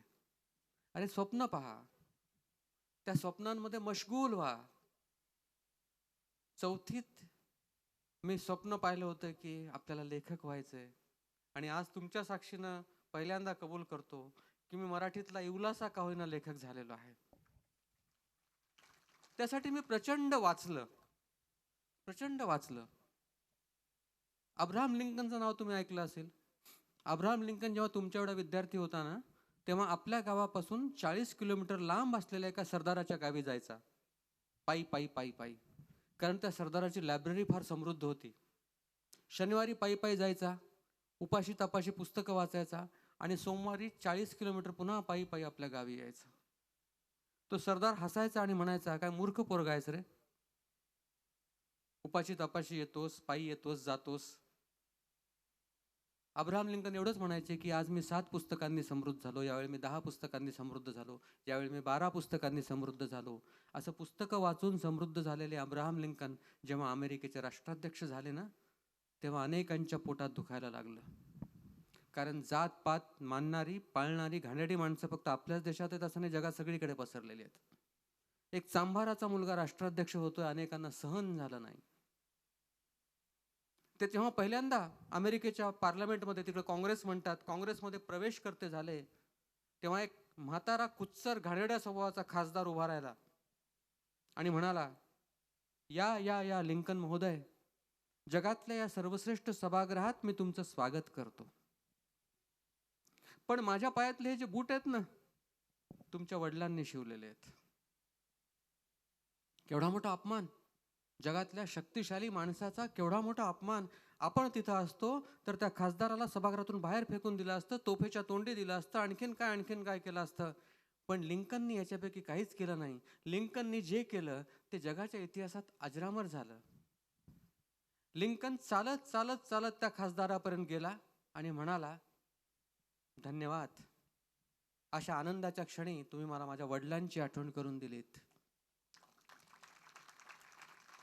माझे बाबा जेवढे चांगले चांभार होते ना, तेवढं चांगलं राष्ट्राध्यक्ष मला होता येणार नाही. तुमचेच बूट काय, या सभागृहातल्या अनेकांचे बूट माझ्या बाबांनी शिवलेत. आणखीन एक सांगून ठेवतो, माझे वडील जाऊन बरेच दिवस झालेत. तुमच्यापैकी कोणाच्या चपला फाटल्या असतील, बुटांच्या टाचा झिजल्या असतील तर माझ्याकडे पाठवून द्या, रिकाम्या वेळात शिवून दुरुस्त करून मी पाठवून देतो. काय उत्तर आहे मित्रांनो, राग द्वेषाच्या पलीकडचं उत्तर. असे उत्तर अब्राहम लिंकन का देऊ शकले? ते पुस्तकं वाचत होते म्हणून पुस्तकं तर वाचाच, निसर्ग वाचा, आणि एखाद्या अनुभवाला भिडताना तहेदिल भिडा. म्हणजे लगेच जाऊन नदीवर पोहायला नका जाऊ लगेच, माझा रियाज आहे त्याच्या पाठीमागे. नाही तर बोरगावकर सर म्हणल्याने पटापट नदीत उड्या मारल्या असं नका करू बाळांनो. रियाज करा त्या गोष्टीचा. मी एक कविता 10 वेळा लिहितो कागदावर आणि मग ती वाचकांसमोर येते. रियाजाशिवाय आयुष्यात काहीच जमत नसतं. दादा आत्ता उत्तर देताना जे आपण बोललात तो प्रश्न आता खरं तर हा उपप्रश्न आहे आणि अनपेक्षित प्रश्न आहे. 2 प्रश्न त्याच्यामध्ये आहेत. पहिली गोष्ट असे की वाचायला पाहिजे. वाचल्याशिवाय आपल्याला आपला अनुभव शब्दांच्या मध्ये मांडताना देखील अडचण येणार आणि तो मांडता येणार नाही. अजून एक गोष्ट आहे, पत्राकडे येईनच मी, पण पत्राच्या अगोदर आत्ता मला सुचलेला एक उपप्रश्न असा आहे की कविता संग्रहामध्ये एक कविता आहे, प्रगती पुस्तकाची देखील एक कविता आहे. ती कविता ही मला आता आठवली या ठिकाणी. आणि दुसरी गोष्ट, बाबांनी दिलेलं स्वातंत्र्यही आठवलं. तुम्हाला ते स्वातंत्र्य असावं जे आडनावाच्या बाबतीतला जो प्रसंग होता तोही. कारण अब्राहम लिंकनांच्या वडिलांच्या बाबतीतली ती गोष्ट आणि आपल्या वडिलांच्या बाबतीतली ही गोष्ट आणि शिकण्याच्या प्रक्रियेतलं ते प्रगती पुस्तक, या दोन्हीही गोष्टी आम्हाला समजून घ्यायला आवडतील. त्या प्रगती पुस्तक, माझ्या मुलीचं प्रगती पुस्तक इयत्ता पहिली अशी ती कविता आहे. आणि त्या कवितेच्या शेवटी जसं प्रगती पुस्तकावर वर्ग शिक्षकाची स्वाक्षरी, पालकाची स्वाक्षरी आणि हेडमास्टरची स्वाक्षरी अशी असते, तर मी त्या स्वाक्षरीच्या जागी ज्या ठिकाणी वर्ग शिक्षकाची स्वाक्षरी आहे तिथं अंगठा उमटवलाय, हेडमास्टरची स्वाक्षरी आहे तिथं अंगठा उमटवलाय. माझ्या म्हणण्याचा उद्देश असा की इतक्या संवेदनशील पिढीला शिकवणारे सगळे अंगठे बहादरच आहेत की काय. आणि ज्या ठिकाणी पालकाची स्वाक्षरी आहे त्या ठिकाणी मी लिहून ठेवलंय की व्यवस्थेने अंगठा कधीच कापून घेतलाय, सदरून अंगठा उमटवू शकत नाही पालकाच्या स्वाक्षरीच्या जागी. अशी ती कविता आहे. माझ्या वडिलांनी, माझ्या आईनी मला मनासारखं जगू दिलं आणि आज ते दोघंही नाहीत पण कुठेतरी असतील, आपल्या लेकराचं कौतुक पाहत असतील, आशीर्वाद देत असतील असं मला वाटतं. आणि तुमच्या आई वडिलांनाही तुम्ही कन्व्हिन्स करा, आधी त्यांचा विश्वास जिंका सगळ्यात पहिली गोष्ट, आणि मग तो विश्वास जिंकल्यानंतर तेही तुम्हाला लिबर्टी देतील, त्यांचं ऐका. आणि तो जो पत्राचा किस्सा, म्हणजे मी लिहिण्याच्या प्रक्रियेत तुम्हाला सांगतो कसा, की आजकाल कोणी कोणाला पत्र लिहित नाही, पण मी एक पत्र लिहिलं होतं. तशी 2 पत्र लिहिली होती. एक प्रेमपत्र लिहिलं होतं, तिला ते प्रेमपत्र दिलं, ती शुद्ध लेखनाच्या चुका काढत बसली. म्हणलं आपल्याला काही आता जमणार नाही प्रकार. तेव्हापासून मग पुढं काही ते प्रकरण गेलंच नाही. अरे तुझा कानात चुकला, तुझा मात्रात चुकला, तुझी वेलांटीच चुकली. मग त्या दिवशी नंतर मी प्रेमाच्या वाटेलाच गेलो नाही.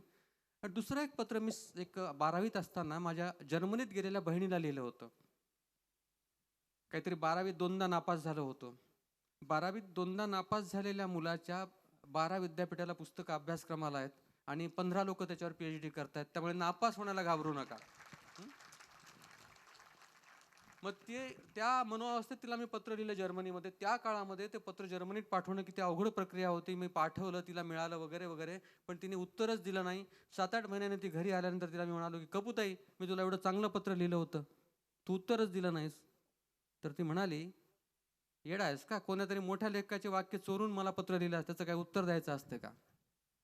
मी हे इतकं सकारात्मकपणे घेतलं की मी कोणाची कॉपी केली नव्हती, माझ्या मनानं लिहिलं होतं. तिला असं वाटू शकतं की मी मोठ्या लेखकाच्या वाक्यांची चोरी केली आहे, म्हणजे आपण बरं लिहितो, आपण लिहिलं पाहिजे, आपण पुढे गेलं पाहिजे. आणि तो प्रवास आज या काकाजींच्या हृदय संमेलनात पर्यंत आलेला आहे. मी काही नावं, शेवटच्या प्रश्नाकडे मला वाटतं आपण येतो आहोत, काही नावं घेतो. सूरज गुरव सर माझे मित्र आहेत, इथं DYSP होते, त्यांनी माझ्यावर खूप प्रेम केलं. त्यानंतर संदीप पोटनीस आहेत, भूषण साहा यांचे मला सारखे फोन येत आहेत, सरडे सर आहेत, प्रकाश शिंदे आहे, धनंजय पवार आहे, सचिन काका आहेत, प्रमोद जाधव आहेत, विक्रमजी आहेत. आणि कोणाची नावं विसरली असेल तर मला माफ करा. आपला तो मुंबईचा मानसिंग माझ्या प्रवासात अगदी नदेष्टीच्या सुरुवातीपासून उभा आहे आणि आज कळलं की तर इथलं प्रोडक्ट आहे. आणि यांची नावं घेतली, ज्यांची नावं विसरली त्यांनी असं समजावं की जे जास्त जवळचे आहेत त्यांची नावं विसरलो. दादा असं म्हणाले की मी बहिणीला पत्र लिहिलं, ते तिला साहित्यिक वाटलं. लेखनाच्या प्रवासात पहिल्यांदा पत्र बहिणीलाच लिहायचं असतं हे दादांना सांगायचं होतं. तर तो लेखन प्रवास खूप चांगला होता. गुरव सरांचं सुद्धा विद्यार्थी धर्म पुस्तक वाचा बरं का, फार चांगलं पुस्तक आहे, तुम्हाला मी सांगतो, ते छान. सूरज गुरव सरांचं. दादा प्रश्न असा आहे की नदीष्टमध्ये दादा सगळीकडे दिसतात ह्या पात्रांच्या भोवती, आणि ही पात्र दादांच्या भोवती अशी पिंगा घालत फिरतात. फक्त एकच वेळेस एक उल्लेख नदीष्टमध्ये आलाय की आपण नदीत रात्री 11-11:30 वाजता रात्री उतरता, कोजागिरी रात्रीत नदीत पोहता, नदीत व्हर्जिन जागा शोधायचा प्रयत्न करताय. मी ज्यावेळेस या कादंबरीच्या अंगाने मुलाखतीसाठी दादांना फोन केला होता, दुसऱ्या दिवशी सकाळी मला व्हॉट्सअपला माऊली एक व्हिडिओ आला आणि दादा पोहायला पाण्यात उतरतायत, अंधार आहे, पहाटेची वेळ 4, 4:30, 5ची 4ची वेळ असावी, नदीत उतरतायत आणि मला तो व्हिडिओ पाठवला आणि दादानी खाली लिहिलंय, युवराज तुझे प्रश्न मी गोदामाईला सांगून येतो बरं का, तिलाही ते खूप आवडलेत. मग तुम्ही रात्री अपरात्री उतरताय, केव्हाही नदीत जाताय. एकच उल्लेख असा आलाय की आपल्याकडं वहिनींनी नदीमध्ये दिवा सोडायला दिला होता. वहिनींची घालमेल काय असते? नदिष्ठचा लेखक मी असलो तरी त्याच्या मागे गौरी उभी आहे. विचार करा माय माऊलींनो, रात्री 12 वाजता मी उठतो आणि म्हणतो गौरी नदीवर चाललोय. ती एवढंच म्हणते, जा आपण नदीत उतरू नका. तिला 100% माहीत असतं हा नदीत उतरणार आणि नदीत उतरलं की याचा रिवाज आहे. जसं आपण नवस असतो ना, तसं माझा रिवाज आहे. एकदा नदीत उतरलं की ती पार करून यायचं पलीकडच्या काठावर. मध्ये पूर असो, महापूर असो, दरवाजे सोडलेले असोत. सुरुवातीला जेव्हा ती लग्न करून आली, मी नदीवर जायचो, ती कावरी बावरी व्हायची, तिची घालमेल व्हायची काकाजी. मग मला वाटायला लागलं की हे क्रूरपणाचं आहे. तिची अशी घालमेल होत असे आणि आपण नदीवर जात असू. मग मी तिला नदीवर घेऊन जायला लागलो. माझ्या आईचा अंत्यविधी झाला होता, ती जागा तिथून दिसायची आणि नदी, तिला म्हणायचो ती आई आणि ही गोदामा आहे, मला काही इजा होऊ देणार नाही माय माऊली. ती 3 महिने माझं पोहणं बघायची, माझा तिथला वावर बघायची आणि ती रिलॅक्स झाली. आत्ता ती मला गमतीनं म्हणते, मी कार्यक्रमाला निघालो की अहो जरा स्विमिंग कॉस्ट्यूम वगैरे घेऊन जा, तिथं जर संयोजक पोहून दाखवा म्हणले तुम्हाला पोहून दाखवावं लागेल. इतकी ती आता नॉर्मल झालेली आहे. त्यामुळे मला दुधाचे भाव माहीत नाहीत, मला भाजीपाल्याचे भाव माहीत नाहीत. गौरी नसती तर मी नदिष्ठ म्हणजे रणधीर शिंदे, विनायकदादा पाटील नाशिक आणि गौरी आणि संतोष अट्टीपामलू हे माझा मित्र, हे जर नसते तर नदिष्ठ वाचकांसमोर आली नसती. धन्यवाद दादा. विनायकदादा पाटील या कादंबरीविषयी बोलताना असं म्हणालेत की नदिष्ठ ही लेखनातली किंवा साहित्यातली 11वी दिशा आहे आणि माझी विनंती आहे श्रोत्यांना की 11वी दिशा आपण सगळ्यांनी समजून घेतली पाहिजे. दादा असं म्हणतात की नदी ही आपल्या भावनांचं डंपिंग करण्याचं माध्यम आहे. तिथं डंपिंग करण्याची ती जागा आहे, भावना डंपिंग करण्याची, आणि ती दादांच्या आयुष्याचा भाग झाले, ती लिव्हिंग ऑर्गॅनिझम आहे. या मुलाखतीच्या शेवटी येताना दादा हा प्रश्न नाही, या मुलाखतीच्या शेवटी येताना मी फक्त एक शब्द उच्चारतो आणि आपण बोलाल.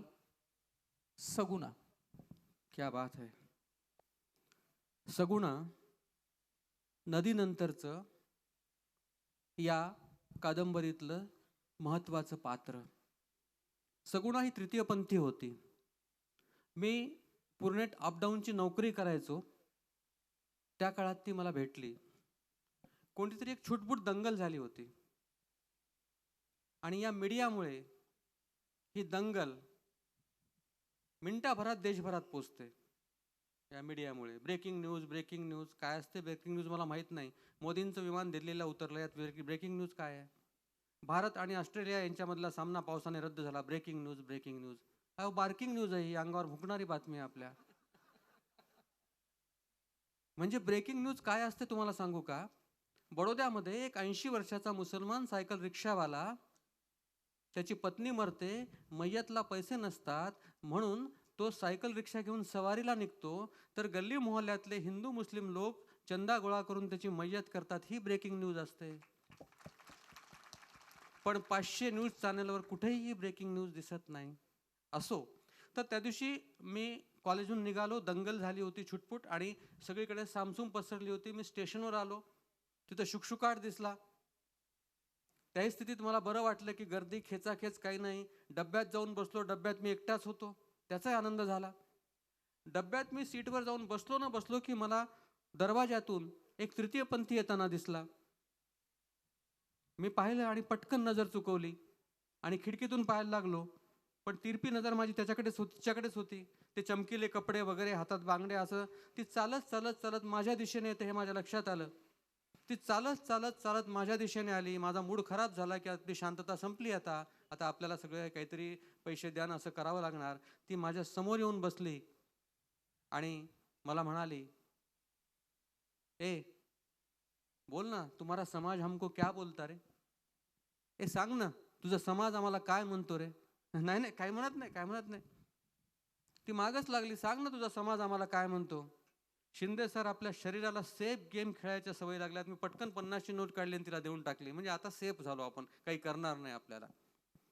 ती करून हसली आणि पुन्हा खणपट्टीलाच बसली आणि मला म्हणाली, सांग ना रे, तुझा समाज आम्हाला काय म्हणतो. आता 50ची नोट दिली होती, साईड सेफ होती. मी हिम्मत करून हा शब्द वापरत नाही, मला हा शब्द नकारात्मक वाटतो म्हणून, पण तुम्हाला समजाव म्हणून वापरतो. मी तिला म्हणालो की आमचा समाज तुला हिजडा म्हणतो तुम्हाला. ती करून हसली आणि माझ्याकडे पाहत म्हणाली, मी गाडीत चढले, तुझी माझी नजरानजर झाली. नजर कोणी चुकवली रे, तू का मी? मी म्हणालो मी नजर चुकवली. मग ती म्हणाली, नजरेत नजर देणारा हिजडा का नजर चुकवणारा हिजडा रे? मित्रांनो, हा शब्द मला एकट्याला नव्हता, पूर्ण समाज व्यवस्थेला तिनं विचारलेला प्रश्न होता की हिजडा कोण आहे? तुम्ही हिजडे आहात, ती नाहीये हिजडा.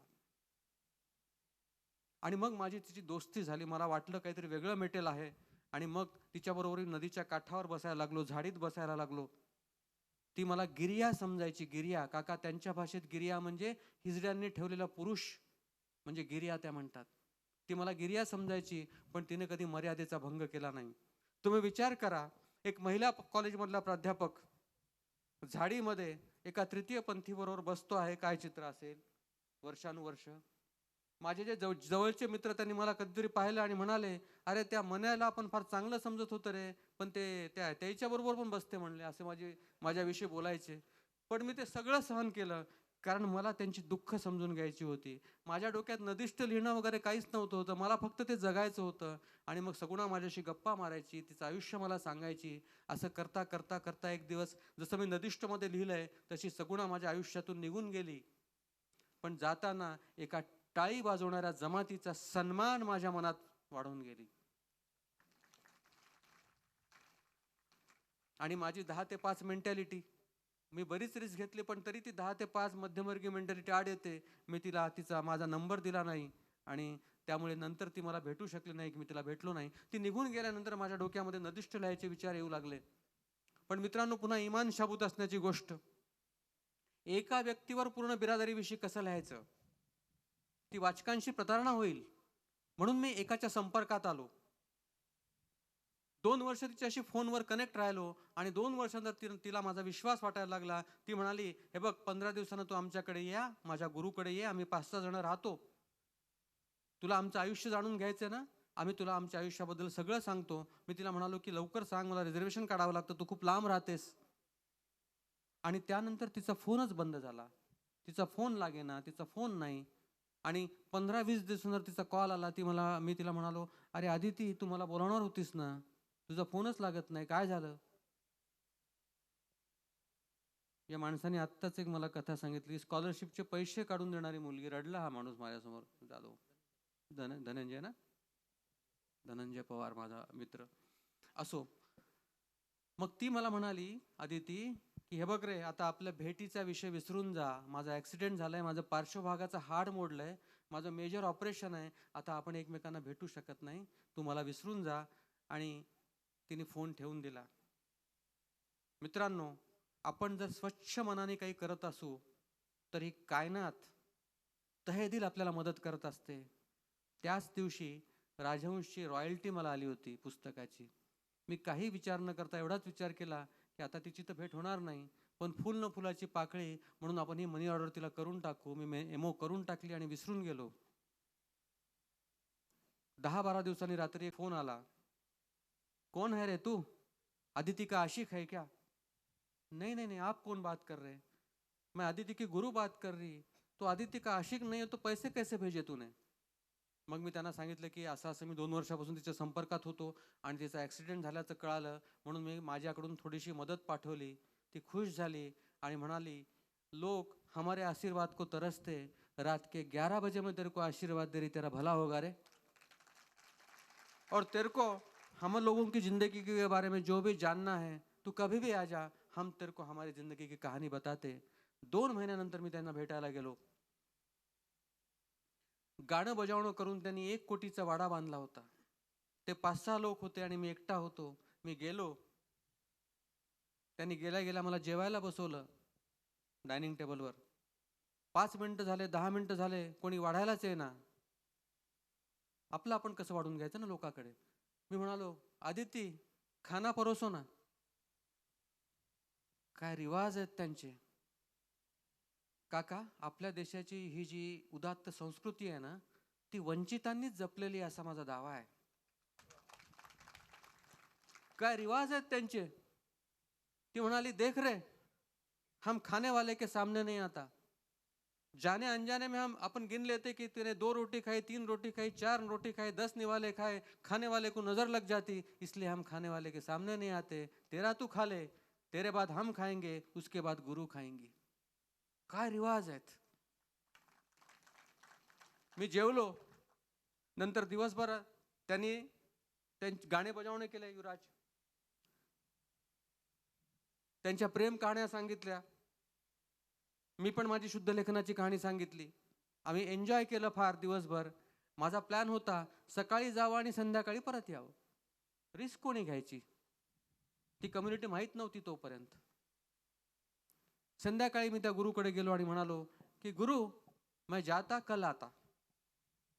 तर ती म्हणाली, तेरे को कल आना है तो जाताच काय करे. मोठा बाका प्रसंग होता. राहिलो.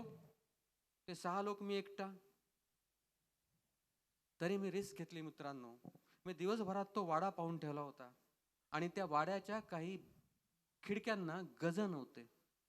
मी विचार केला, तसा काही प्रसंग आला तर आपण एवढे फिट आहोत की आपण पळून जाऊ शकू. आणि मला त्यांच्याविषयीच्या करुणेनं तिथून जाऊ दिलं नाही. मी तिथं थांबलो.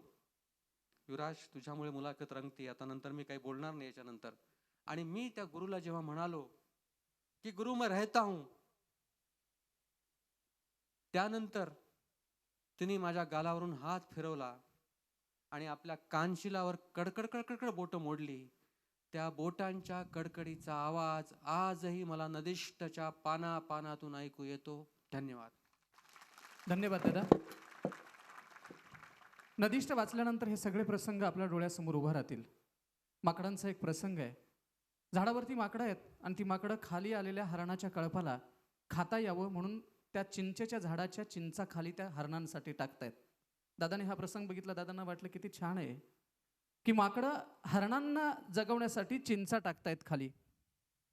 आणि काही दिवसांच्या प्रसंगानंतरचा प्रसंग असा आहे, त्याच हरणाच्या कळपातलं एक पिल्लू यातलीच काही माकडं उचलून झाडावरती नेतात आणि कागद फाडावा तसं फाडून त्याला खाऊन टाकतात. हे प्रसंग वाचल्यानंतर अंगावरती शहारा येतो. हा माणूस फक्त या कम्युनिटीसारख्या लोकांच्यात जाऊन असं राहिला आणि ती सगळी भीती व्यक्त केली दादाने. पण इतकंच नाही, भिकाजी नावाचं पात्र लक्षात यावं, ते बोलावं, तो अव्यक्त आहे, तो व्यक्त व्हावा म्हणून दादा कित्येक वेळा भीक मागून आणलेल्या भिकाजीच्या डब्यामध्ये त्याची भीक मागलेला डबा तो त्यांनी खाल्लाय. कोण भिकाजी? रात्रीच्या वेळेस रागाच्या भरात मांजराचं पिल्लू भिंतीवरती फेकायचं होतं. त्या ठिकाणी स्वतःच्या पोटचा गोळा भिंतीवरती फेकला आणि अनावधानाने झालेल्या ह्या चुकीचा 15 ते 20 वर्ष त्यानं तुरुंगामध्ये काढलेला हा भिकाजी कुणाशीही बोलला नाही. तो दादांशी व्यक्त झाला. या माणसानं फक्त निसर्गाला बोलायला लावलं नाही, तर अव्यक्त असलेल्या सगळ्या माणसांशी झालेला संवाद नदीष्ट आपल्याला शिकवते. नदी म्हणजे आपल्या भावना डंपिंग करण्याचं माध्यम आहे. चालू असलेल्या प्रक्रियेचा इनॲक्टिव्ह होऊन भाग होऊन बघता आलं की सगळ्या गोष्टी कळतात. माणसाला एक एक पायरी उतरून खाली गेलं की नदीही एक एक पायरीवरती चढत येते. नदी आपल्याला झालेल्या अहंकाराची बाधा संपवते. दादा, नदिष्टच्या माध्यमातून आपण देखील आमच्या अहंकाराची बाधा संपवलीत. साहित्यातल्या वर्जिन जागा शोधण्यासाठी मी शिवम प्रतिष्ठान आणि काकाजींच्या वतीनं आपल्याला मनापासून सदिच्छा देतो आणि या मुलाखतीचा आपण शेवट करतोय. पुन्हा एकदा दादा मनापासून धन्यवाद. चवीनं खाल्लं की पदार्थ चविष्ट होतात. निसर्गाच्या कुशीत शिरलं की निसर्गाचे संबंध घनिष्ठ होतात आणि शुद्ध सोच ठेवून नदीत उतरलं की माणसं नदिष्ट होतात. निसर्ग वाचायचा, पुस्तकं वाचायची, त्यासोबत माणूस देखील वाचायचा. निसर्गाशी मातीशी एकरूप होता येतं. आईचं विस्तारत गेलेलं गर्भाशय म्हणजे नदी. नदी आहे इतकं विस्तीर्ण स्वरूप आपण नदीला दिलं.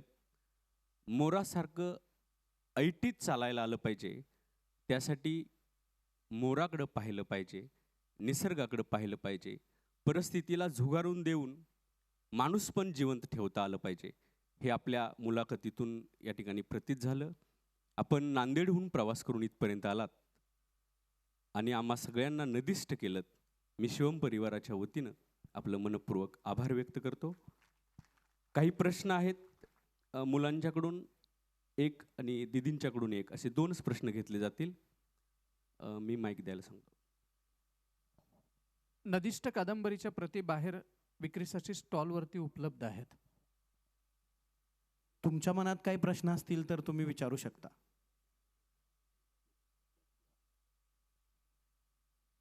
मुलाखत असल्यामुळे सगळ्या प्रश्नांची उत्तर मिळालेली दिसत आहेत. काय हरकत नाही, आपण समारोपाकडे येतोय.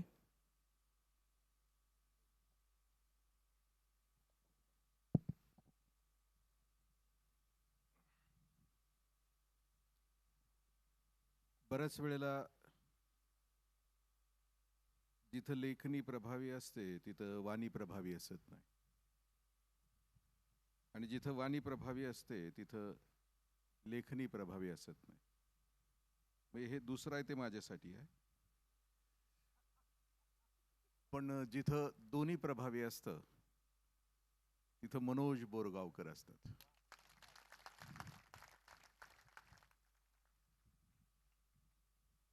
बोलत असताना शब्दांचा टोन कसा असावा. म्हणजे तुम्ही आल्यापासून ते फूल जसं पडतं तसे तुमचे शब्द आहेत. जरा सुद्धा दुखापत होऊ नये असं शब्दातून, टोनिंग मधून अशी तुमची मुलाखत सुरू होती. काही वर्षापूर्वी इथे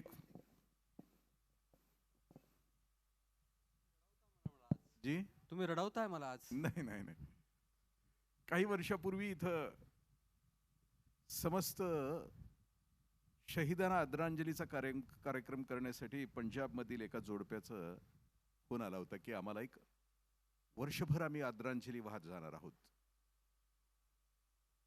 आणि त्याचा समारोप दिल्लीमध्ये करणार आहोत. तर त्याची सुरुवात त्यांचा फोन होता की इंद्रजित तुझ्या तिथून करू का. मी म्हटलं हरकत नाही, एवढा मोठा सन्मान इथं आहे. दुसरा फोन आला की तुझ्या कोणत्याही ट्रस्टीच्या मनात एवढासा जरी ओरखडा असेल तरी आम्ही नाही सुरुवात करणार, कारण आम्ही अहिंसेचे पुजारी आहोत. जरा सुद्धा हिंसा असेल तर. आता तुमच्या बोलण्यातून असं वाटलं की मला त्या दोघांची आठवण झाली की जराही कुणाला इजा नाही झाली.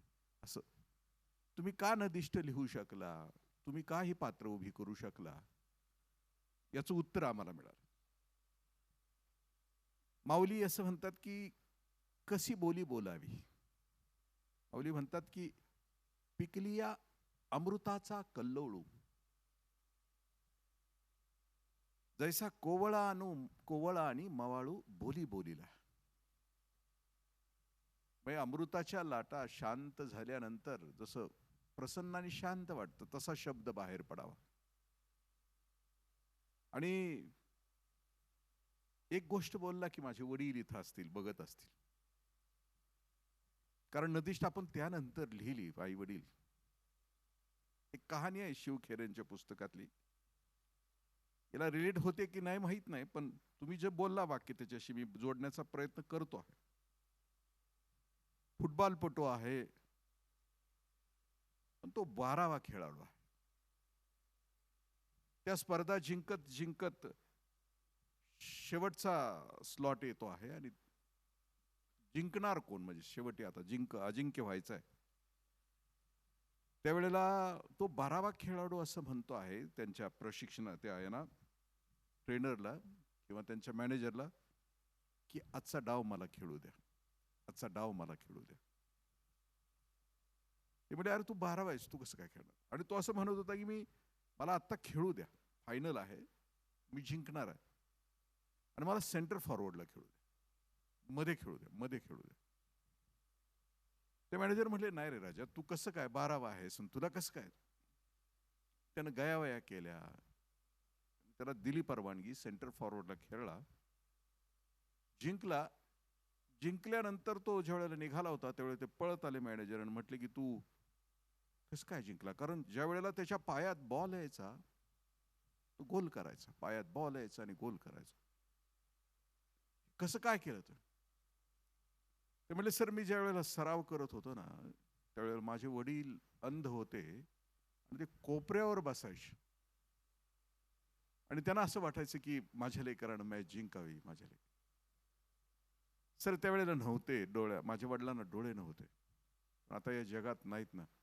माझी खात्री आहे की वरून माझ्याकडे बघतायत उघड्या डोळ्यानं, आणि जो बॉल पायात येईल त्याचा गोल, जो बॉल पायात येईल त्याचा गोल. मनोज दादा, तुम्ही तसे करताय, ते आहेत, इथेही आहेत, तुमच्याकडे बघतायत आणि तुमच्या पायातला प्रत्येक बॉल तुम्ही गोल करत आहात.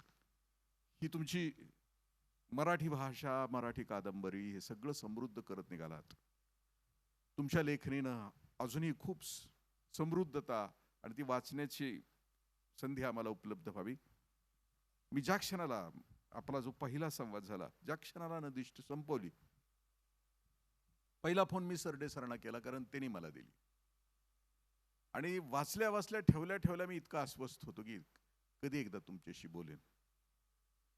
आणि तो संवाद अजूनही माझ्या कानामध्ये आहे की इतका विजयाचा क्षण तुमच्या सोबत आहे. तुम्ही बोलताना त्यावेळेलाही जसं बोलला, तीच नम्रता, तीच शुद्धता आणि तीच पवित्रता आणि तोच प्रवाह आतापर्यंत तुमच्या सोबत आहे.